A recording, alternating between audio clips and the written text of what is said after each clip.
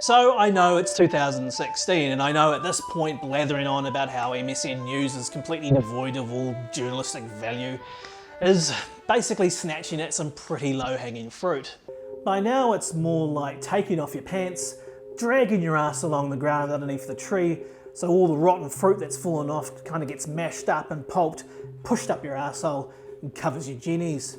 Sweetie and I are having a cup of soup. Yeah. She's bringing in the cup of soup in the afternoon, and so you Faye, Get us through. You've probably seen it on the television. Tell you to get him to have a cup of soup. It was like this checklist. Is there this in it? Is there this? I feel like it's fake. It's going to give me a disease. I had the chicken noodle, and there's a lot of that stuff in there. I'm not, but it's a tasty And soup. look at the mood you're in. It's scary how much this is exactly like visiting my grandparents. In fact, most of TV's exactly like this. They kind of just blabber on in the hope that you don't get up and leave. Nonetheless, most of the country still gets a large amount of their news from the telly. And this week there's been so much news, Simon Dallow could hardly breathe. He's seven sharp. The signing of the TPP and the impressively attended protests was actually covered fairly well, I thought, by the 6 o'clock news shows. A range of views from the protesters was sought. They got reaction from the government and signees to the treaty. Helpfully, the arguments for and against were presented, and there was even, God forbid, some historical context folded in. That was comprehensive coverage as far as commercial TV can be, with just a little hint of Gower zing thrown in there. But on the 6th, because he's not going to Waitangi at all, his diary is open. He's open to invites. Patrick, thank you so much for that. Yeah, it's mostly just balanced reporting, really. Delivered in a calm fashion, reporting on the events of the day. That's all there is to it, really, guys. And they're causing chaos for drivers here in the CBD. Not in my fucking town. I guess Just makes the traffic worse, guys. Yeah. Stopping traffic through the main arterial routes, well, that could be preventing parents rushing their sick child to hospital, or it could have stopped a pregnant woman reaching the delivery room in time. Children could have weed all over the upholstery. A dinosaur could have made off with a minivan. Tim Wilson's piece on 7 Sharp was brief, but at least it did manage to capture some sense of the carnival atmosphere. Can you name 3 other countries in the TPP? Peru. Russia. The same can't be said for Story on TV3, which, right from the start, positioned the protesters as mud-dwelling longhairs. Tonight on Story, grab your placards and ditch the deodorant.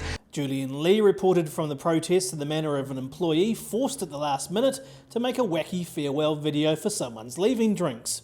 It ain't a big international trade agreement without a big, meaty protest. While he did gather some responses from people that were at least articulate. Suddenly the oil corporations say, hey, you lost us a bunch of profit.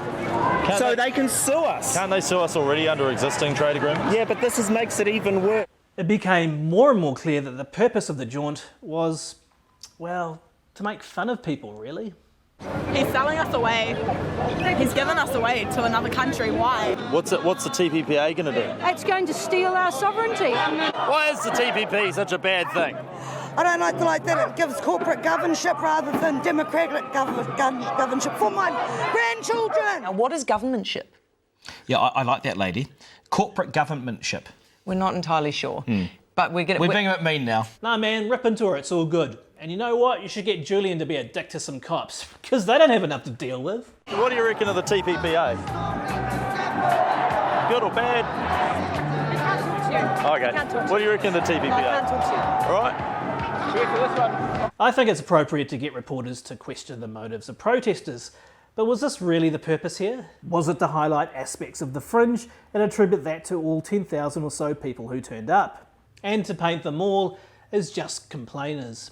It's more of a blanket rage against the government, against the corporations, and even against the media for people's lot. There was nothing here about identifying holes in the TPP argument.